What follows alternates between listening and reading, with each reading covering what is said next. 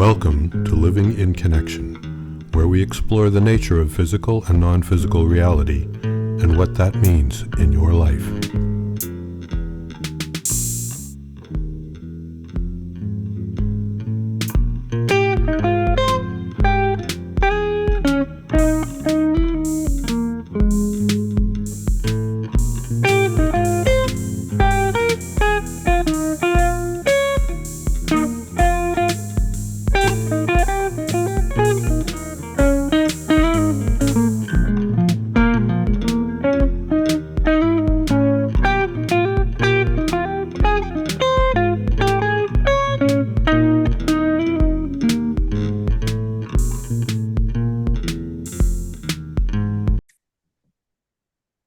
Well, hello again and welcome back. I'm Dirk Dunning. I'm Frank DeMarco. And we were chatting just a bit ago about the human perspectives on the world and life and all that. And we ended it thinking maybe we ought to talk about other perspectives. So where are we going, Frank? Of course, we don't know where we're going to go, but we do know that we're going to probably try to keep it so that it's not a two-way, but a four-way discussion. Dirk and me and my guys and Dirk's guys. Because Right. we discovered over the past that that's very productive. So let's see where we go with it. Ed, you want to start off?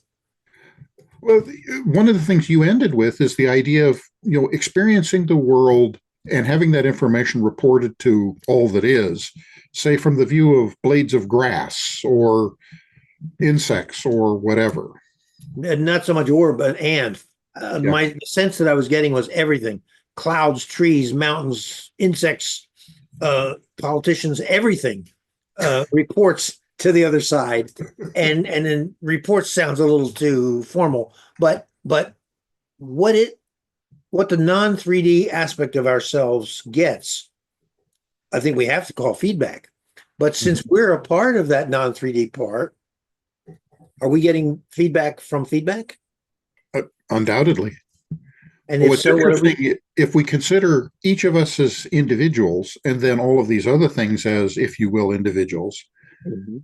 we may be getting feedback from them as well, and they from us. Well, if we work on the assumption, as I do, that the whole world is mind stuff, and no matter what it looks like physically, we're all the same thing, including radioactive waste and plastic and carbon fibers. It's all mind stuff. So therefore, there wouldn't be the divisions between us that our senses would tend to assume. Now, am I getting that idea partly because of feedback from the non 3D? I suspect so. Yeah, but how would we know? Well, and I know I'm getting a bit of it from my dear friend Russell from a tribal perspective. And there's a long history there as well. Is he able to talk to you now at this point? I mean, for us? I haven't tried connecting with him since he You're passed. talking about Russell Jim, I take it. Yeah, I am. Hushti, are you there?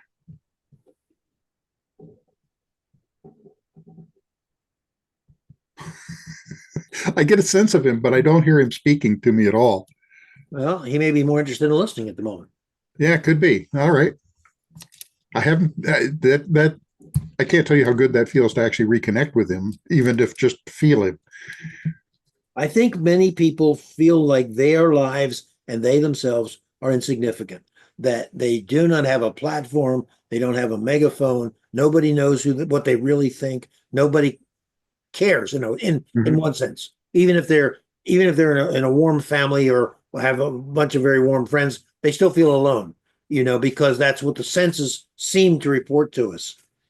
And I think if you now look at it a different way and say, you can't possibly be alone in terms of your disconnect from your non 3D part, it couldn't happen. You would be dead.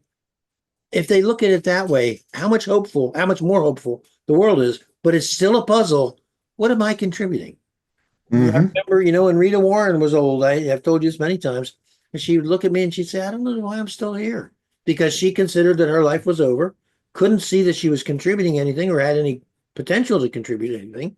And yet, not only was there work ahead of her, which turned out to be, the work with the guys, but beyond that, I watched her as she functioned as the wise old woman on the hill, and people would come up to talk to her.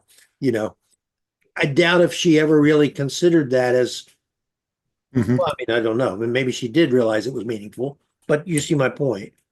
I do, but it also makes me think back to when I was a teenager and how at that time in life you don't know where you're going, but you see it as a path forward and you're searching for the path. Mhm. For some reason, when we get into the kind of age we're at, you begin looking backward and thinking that there's nothing forward to look forward to because you're looking at your chronology and all that and how many years might be left. But I don't think things really changed. We found our paths in youth because we found our paths, and we did it by just going out and being in the world. I'd like to, I don't disagree with anything you just said, but I'd like to change that analogy a little. Please. It came to me a while ago, or possibly the guys told me, I don't know, it doesn't matter, that we talk in terms of paths, and yet even to talk about the pathless path is the same thing, really. You take It a is. step and you're making a path as you take that step. And you take the next step that seems likely for you, or it may seem inevitable, may seem that the affairs are pushing you in that direction. It may feel like you're chasing your dream, but for whatever reason, you take your next step, and then you take the next step, and then you take the next step. Sometimes you do know ahead of time you're moving towards something. I knew I was going to run for office long before I did, and when I did, and I had sort of accomplished that. Thank God I lost, and believe me, I thought so at the time. But then I was kind of at a loss, because I'd had several years where I was looking ahead to that, and I had never looked beyond that. But my situation wasn't any different. I didn't know any better when I thought I knew where I was going than when I Mhm. knew that I didn't know where I was going. It was the same situation. And yet, who's lost? Exactly.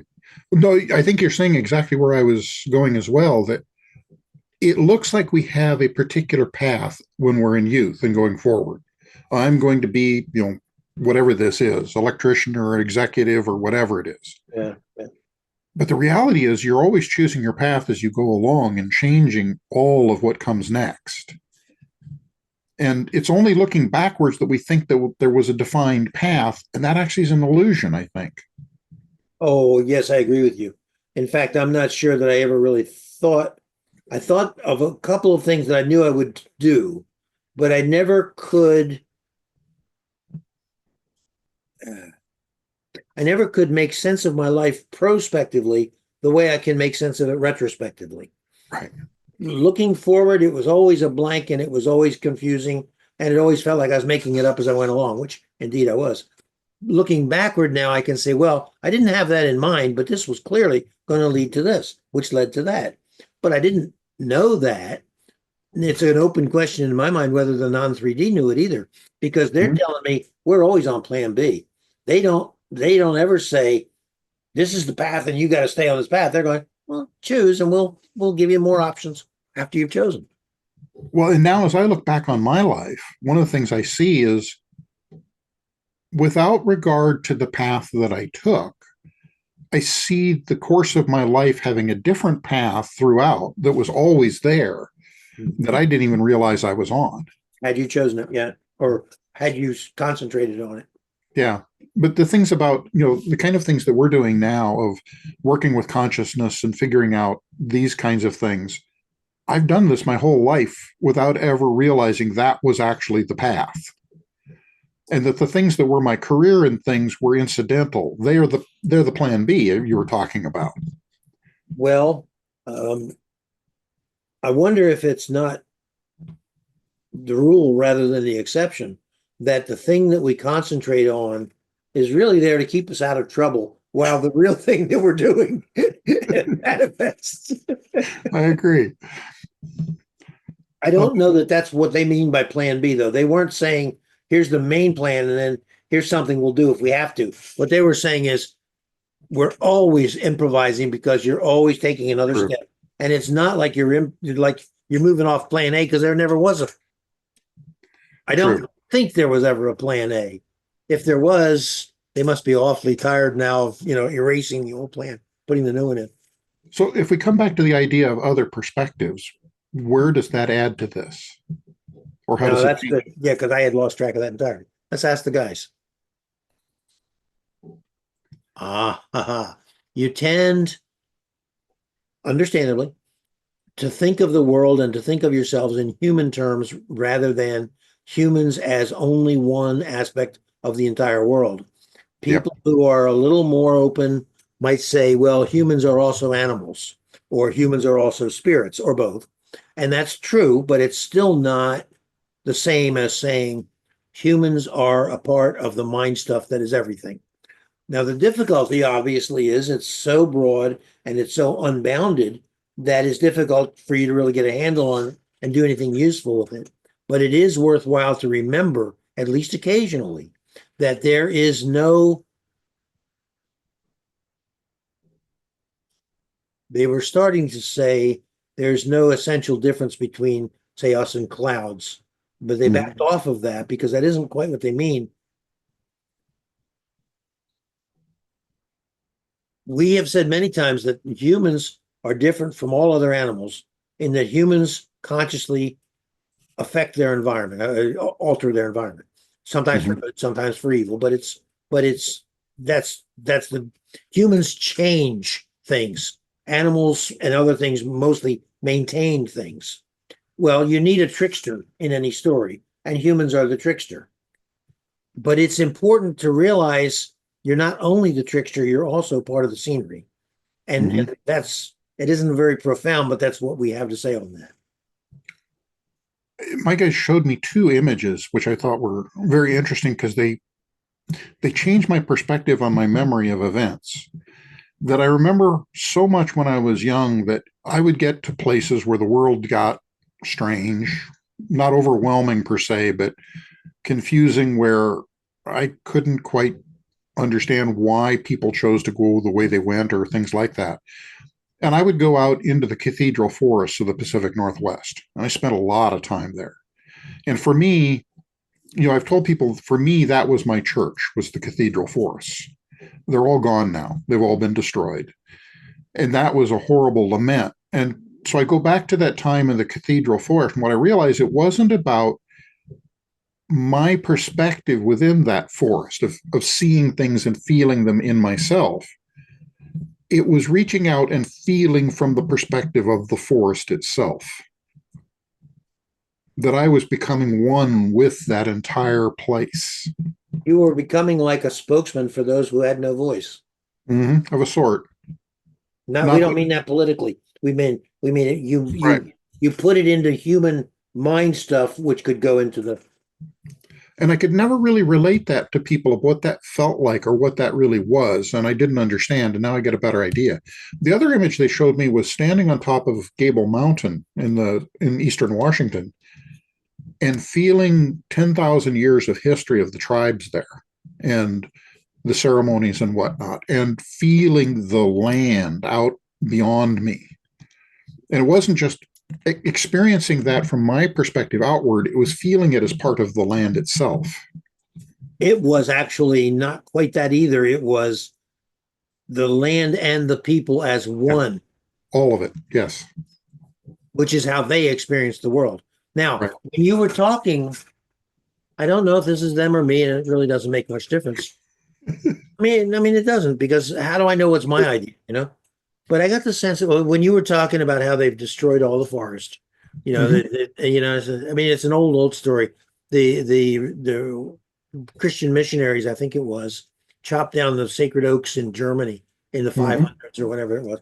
But the guys, I think, were giving me another point of view on that, and they were saying, for something new to come, the old has to go, and nothing is here forever. It's all mind stuff. Now, that's kind of hard for me to hear in a way, because but it's like, for years I've known the future is going to have no huge, large animals, and I will miss that. I mean, if I were still here, I would. I don't want to think of a world without lions and tigers and elephants, even if I never see a lion or a tiger. But they're going. Yes, it's a tragedy if you want to look at it in one way, and it's just life if you want to look at it in another way. And that, give me, if you want to create a statue out of a rock, you carve away every part of the rock that isn't your statue. Hmm. And carving away the large mammals is a way of bringing another thing forward, which you might find very repellent. And chances are you will because you're a part of the older world. Hmm. But the world that was 2,000 years ago, even 100 years ago, was natural and real and vital in a way that we never experienced because it was Hmm. already gone. And on the other hand, the new generation as it's coming up is way more prone to understanding, not understanding, feeling the non 3D by way of all their electronics and all the time they spend with virtual and non-sensory, well, not Hmm. exactly non-sensory, but you get the sense of it. Their sensory mix is changing. They're not going to be, well, they don't live in the same world that you lived in when you were boys. No, And they and don't. and their children will not live in the same world that they live in. You can look at it as it's all tragedy, but that's kind of silly. That's saying I know better than the universe. Or you can look at it as it's all wonderful, and that just isn't true to your feelings. So look at it as, it's there are gains and there are losses in life. Yeah, I lament the losses at the same time. Yes, the changes will bring something new, though perhaps not in my lifetime or even within 100 lifetimes. Who knows?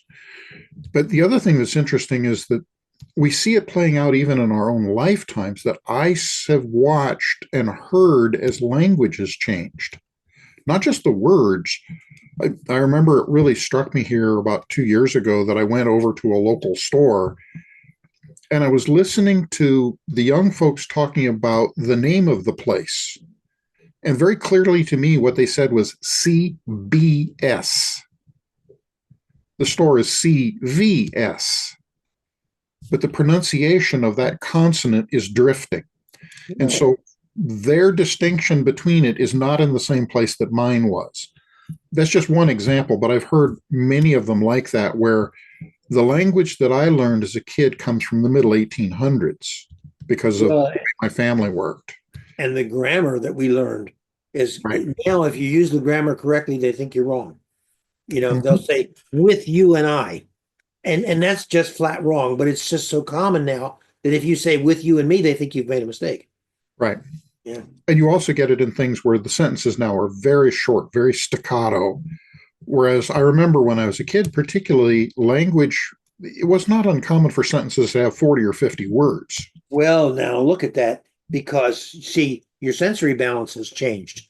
Before all Mhm. the electronics, your sensory balance was relatively narrow but longer term. Right. Now, relatively broad and about half a second long. Yeah.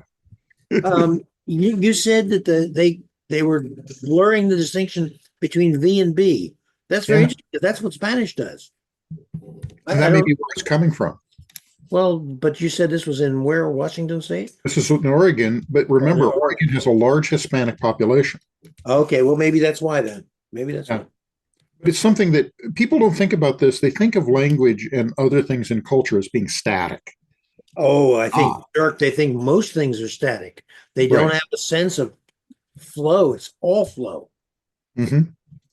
Well, and that goes back then to thinking about other perspectives, that within those other perspectives, they are experiencing differences that we're not even at all aware of. Well, I wonder how much, and this is a really strange statement, even for me, but I wonder how much the water and the ice and the atmospheric conditions are cooperating with destroying the glaciers and opening the icebound seas. See, I don't think that's a bad thing. I think it's a good thing, but it's going to be a very traumatic thing as it changes. But we're going to Mhm. wind up with a planet that's much more moderate, I think, as a result. Everybody's thinking it's going to burn everything up. I don't think that's what's going to happen. I, I unfortunately, because of my technical background, have a whole lot more technical information, and that biases my thinking. And so it's hard for me to let go of that and think of it in these other terms. Well, think of it as science fiction for the moment. I think that what might happen is that the Earth's, now this is really going to sound stranger, tilt may change. And if it changed to become less than 17 degrees, the moderation might shift entirely. And I have a feeling that whatever's sloshing around inside of our core is doing that. It feels to me like it's a gyroscope that's moving us. Oh, it's constantly moving, and we know right now that the spin pole is moving, as is the magnetic pole, as is some others, Yeah. the gyroscopic pole, etc. And these do this on a quasi-periodic basis. It's not regular, particularly. Well, some of it's regular. Well, I know the magnetic pole wanders. I didn't think the other poles wandered. They all wander to very different degrees, but they all wander. As the ice melts, as an example, it changes where mass is on the Earth, which causes the whole Earth to change, which causes other parts to change, etc. Exactly. And if Greenland and Antarctica lose a lot of that ice, that ice is a huge stabilizing mechanism. And one of the theories, and this is a very, I don't know whether to call it unpopular or fringe or what to call it. I don't want to denigrate it by any means. Well, it's a guy that wrote a theory called the Hadley theory. And what the idea is, and his book was interesting, so much so that Albert Einstein wrote the foreword to the book.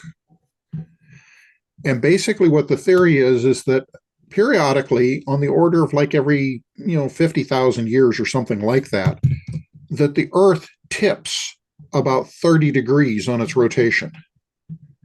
Now, it ends up being basically the same, but in essence, what it amounts to is if you took and drew a circle that puts England at the middle, and you drew that circle, the North Pole, or whether it's the South or North, because those will flip, but the pole that we consider the top pole ends up somewhere on that circle, and that it's doing this kind of an odd oscillation about where the two poles are. And what it is that the entire crust and mantle is slipping over the magnetic core. All right. Say that. Now, is that real? I don't know. Supposing it is real, what's the consequence?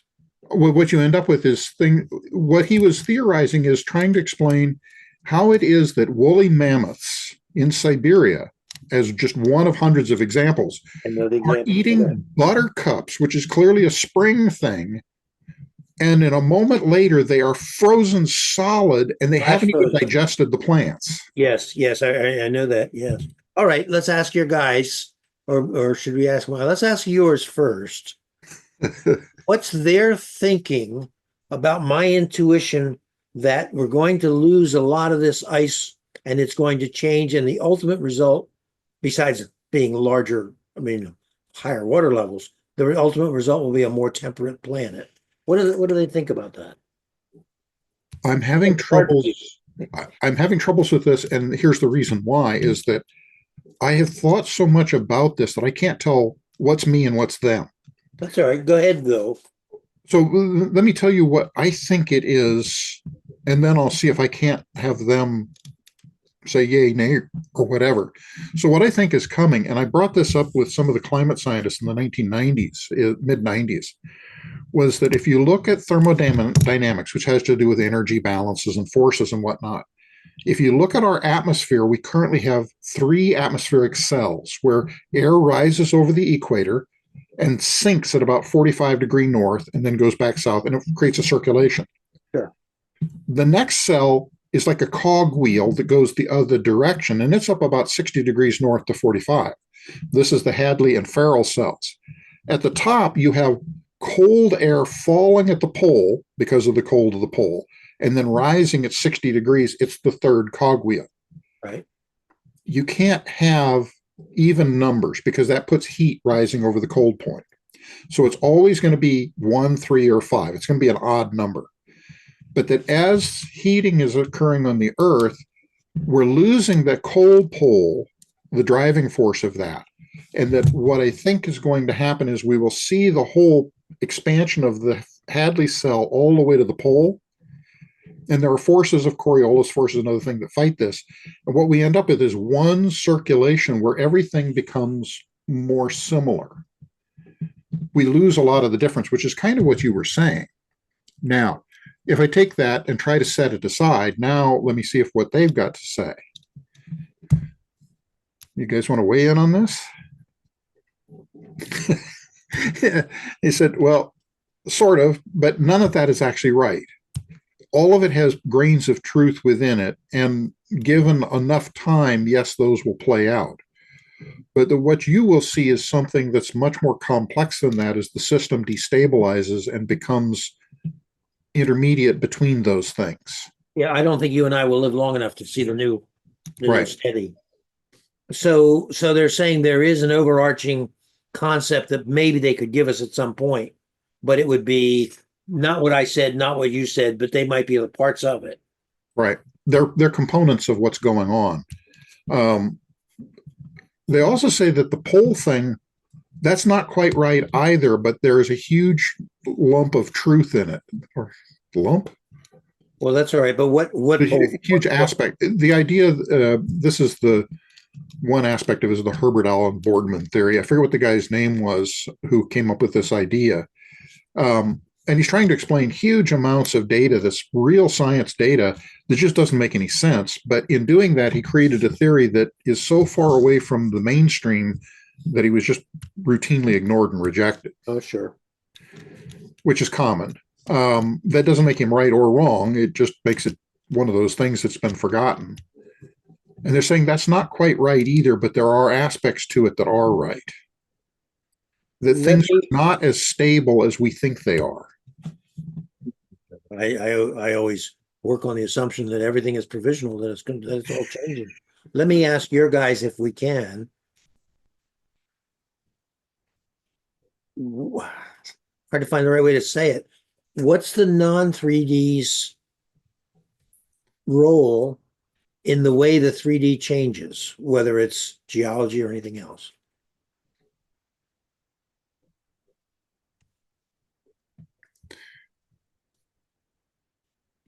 They're talking amongst themselves. I